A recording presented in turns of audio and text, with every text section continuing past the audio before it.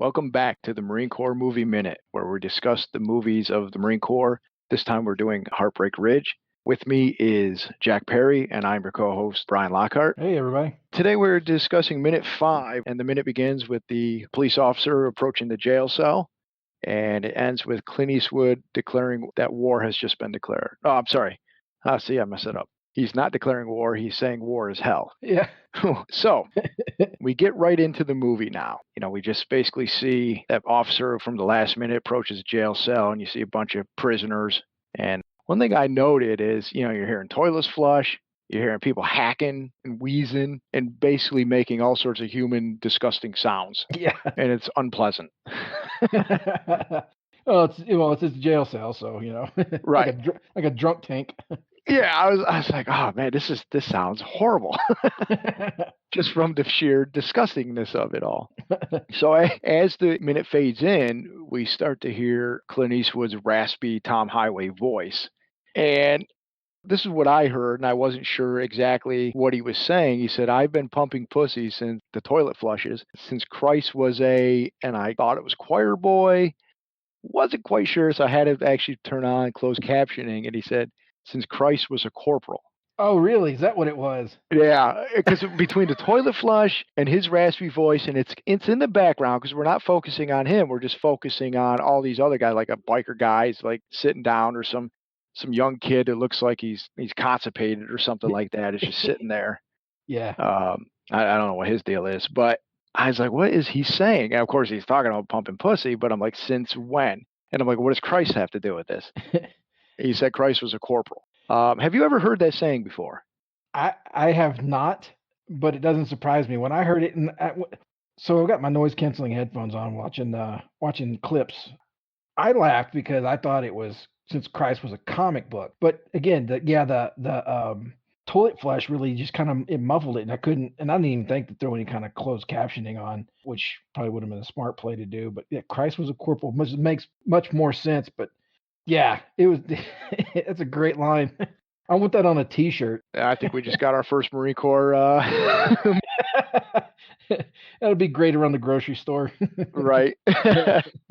All right. So I'm like, okay, that makes sense that Tom Highway would say something like that because it's like, all right, he's basically saying it's been a long time. He's been doing it forever. And of course, he's going to talk about corporal because that's a rank in the in the military. So I just figured it's some made up phrase. So I went to Urban Dictionary.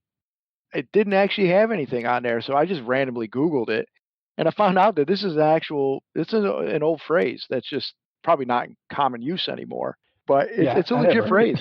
Yeah. So according to the Random House Historical Dictionary of American Slang, it means since time immemorial.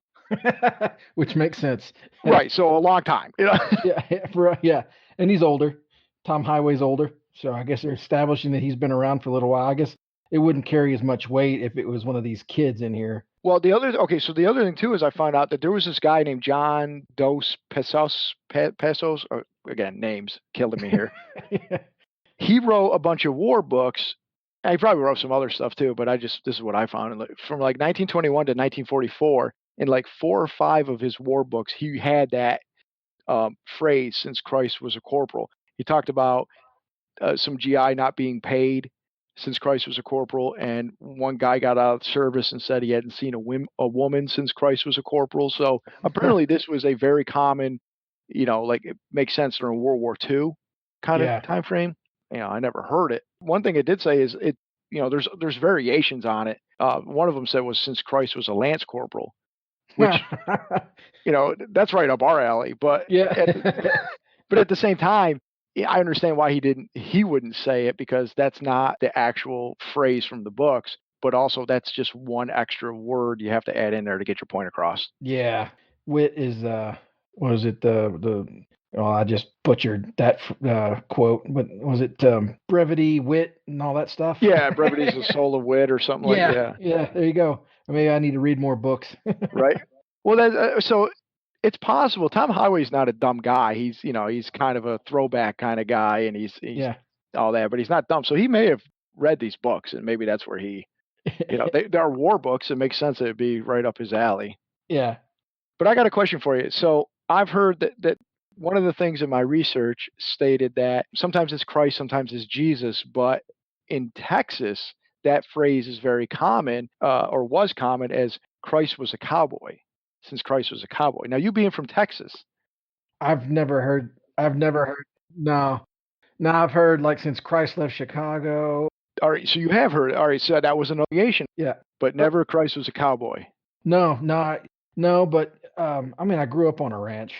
My dad was a bull hauler, but I mean, I think that was a generational thing. It may have been a common phrase, but I've never, or I don't remember ever having heard that.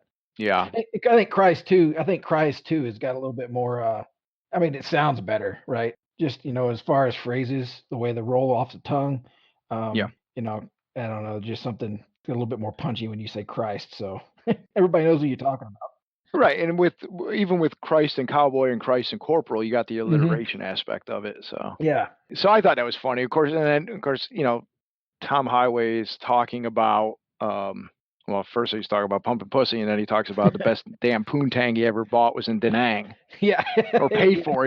Paid for. I'm like, okay, all right, I guess he's, because I that was another thing I couldn't figure out what he was saying, so I had to have it on closed caption. He said, or he paid for. yeah, Which, of course, and then he proceeds to go into the whole story of getting laid in a nice, proficient military manner. yeah, Until I like this phrase. He said some kid wrote back to his mama who, started a whole big thing about it. And so he said a bunch of congressmen who asshole to asshole couldn't make a beer fart in a whirlwind. yeah, Again, maybe that's a phrase. I've only ever heard it from this movie. yeah, yeah. He's sitting around telling sea stories. Oh, for sure. Yeah, This is beyond locker room talk. This is like jailhouse talk right now. yeah, And yeah, because and he was saying how they did, they were told they couldn't do that, so saluted about face and double time back to the boom boom garbage dump yeah, where yeah. they got the what do you say that The clap, the drip, and a general bad attitude towards women of the species. right, yeah, that's exactly it. And what I found funny about that is a couple of his cellmates start laughing when so clearly these guys are entertained by his story. Yeah, and I'm sitting here and I'm looking, right. So he's in the middle of a story, and he's holding court. Like Right. he is holding court. Everybody in here is listening to him. Even what it appears to be the jailhouse bully starts to take notice. But you kind of wonder, like he got locked up. What I'm just kind of curious as to what transpired that caused this conversation to start, where he ends up just holding court in the jail cell, and everybody's pulled up around him just listening. I feel like he's just the type of guy that commands attention, and he's. It's this is probably this. We'll get into it a little later in a future minutes, but you're going to learn that this is probably not his first trip into jail. No, he's probably very comfortable here. Right. And of course he's It's probably not even his first time into this jail. right. Exactly. So he's yeah, but it's funny you say he's holding court, and as the camera goes in, you're seeing guys kind of coming out of the bathroom, and they kind of come to see what he's talking about. You got guys coming from one. Yeah, it's like an open kind of. It's like the individual cells, but it kind of all feeds into each other. Yeah, like a common area. Right. Even this like blonde guy who I don't know what his problem is. He seems like he's in a lot of pain and Yeah, really uncomfortable, and then he walks out and starts listening to the story, but he's totally chill once he walks out. yeah, So I don't know yeah. what happened to this guy.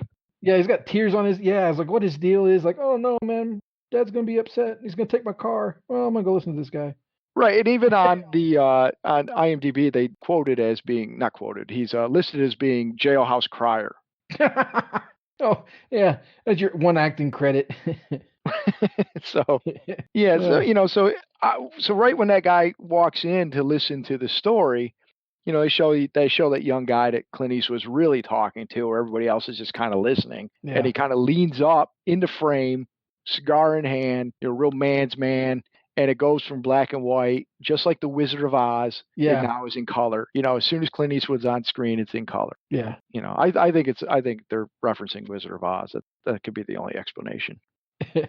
Yeah, this is the magical land of current day. Right, exactly. The current day of 1983. Yeah, yeah, 30 years ago.